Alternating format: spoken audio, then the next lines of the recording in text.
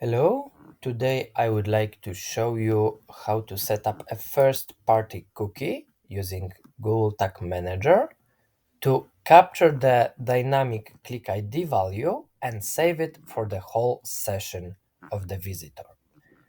So first thing first, I have set up a simple campaign in volume with an offer, and the offer URL contains a specified by me parameter called XYZ mapped with the click ID dynamic token. Why is it so important? Simply because whenever I go through the volume campaign URL, I'm landing on a specific page with this XYZ equals dynamic unique click ID value per each visitor. So now we need to capture it and store it for the further visits of the visitor, because whenever I click through and go to any other website or subpage, for example, if I go to the basket, as you can see, the URL parameter is gone and we can no longer use it. So saving it within the first party cookie will help us keep it for the whole visitor's journey, and we can also determine for how long we would like to store it and keep it. So in order to do so, first we need to set up a new variable. This variable will simply capture this value. So I'm going to my variables in Google Tag Manager and I'm creating a new variable. I will call it XYZ. Exactly the same as the parameter, not to get confused with it in the future. And I need to configure this variable. It will be a URL query, and the query key is exactly the same what we set up in this offer URL. So whatever we put in here, it needs to be our URL query. So in my case, it would be XYZ, and I will save it. So I already have it, and I can do a simple preview to show you how it works. So I'm providing my volume campaign URL. I'm hitting connect. I'm landing on this page with this XYZ equals a string number. And in my Google Tag Manager, under those variables, I need to find my XYZ. And as you can see, it is present in here. But whenever I click through this page and go to another website or another web page, right now it is empty. Why? Because it is no longer in this URL. So when I get back again and it is present in the URL, it is also present in my variables, as you can see. So now we need to create a simple cookie, because thanks to the cookie, once we capture this value, it will be there for the whole session. So I'm going to my tags, and now I need to create a new tag, which I will call first party cookie click ID. So I'm choosing it to be my custom HTML, and I have already predefined script of the cookie, which is pretty simple. I have three values in here, which I need to replace actually.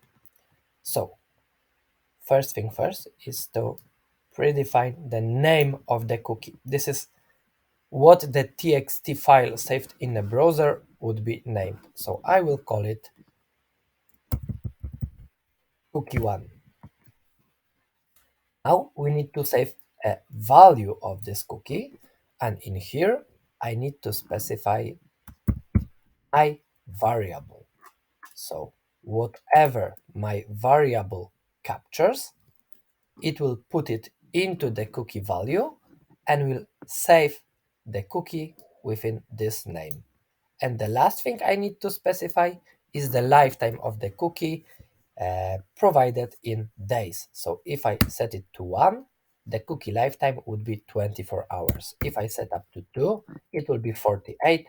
If I set it up to 0, the cookie will disappear whenever the session of the visitor ends. So usually whenever he closes the browser. I will save it as a 24-hour lifetime cookie. And also I need a trigger for this cookie, and it needs to be triggered smart, because if I would choose to trigger it on all pages, it would overwrite my cookie for each new visit. Why this is wrong?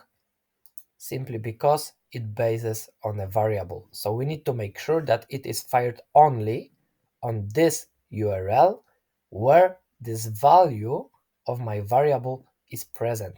Because if I switch to another page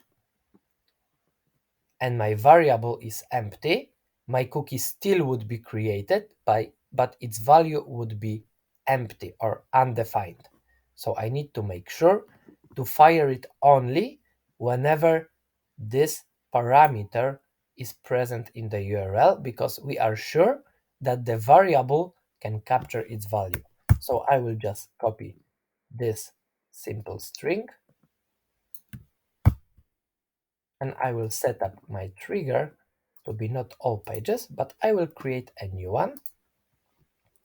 I will call it cookie trigger, maybe cookie one trigger, and I will set up it to be a page view, but only on some pages. And I set up a simple condition that the click URL, that the page URL contains this string. So we are sure that the parameter with a dynamic value of parameter is present. So I'm saving it. And the last thing I need to do is I need to copy this cookie's name and I need to create last variable. So I will create a new one and I will call it cookie1, and it will be my first party cookie, and the cookie name is exactly the same I have provided within the tag. So I'm saving it. So now let's see what happens if I again go into the preview mode and make a visit. So I'm hitting preview.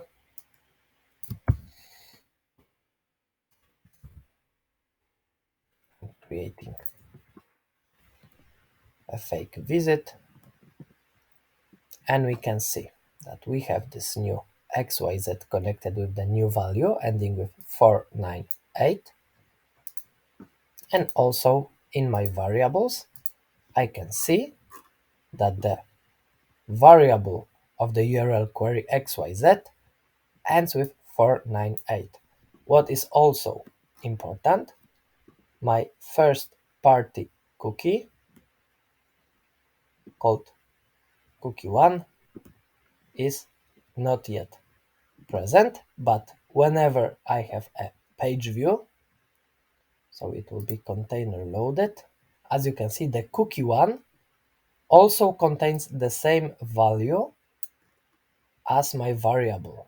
Why is it important? Because the URL query variable will disappear whenever I click through the website, but the cookie will be present in the browser. So if I go to another container loaded, nothing exactly changes. All right. But if I click to another subpage, for example, basket, we can see that for this visit, the URL query variable is undefined, but the cookie1 still contains the same data. So whatever I click through, I go to another web page, my cookie is present in the website. So I can set up now a simple triggers with volume postback, and volume postback will contain cookie 1 under click ID value to return it and to inform us about all the visitors' behaviors. Alright, thank you for your attention and bye.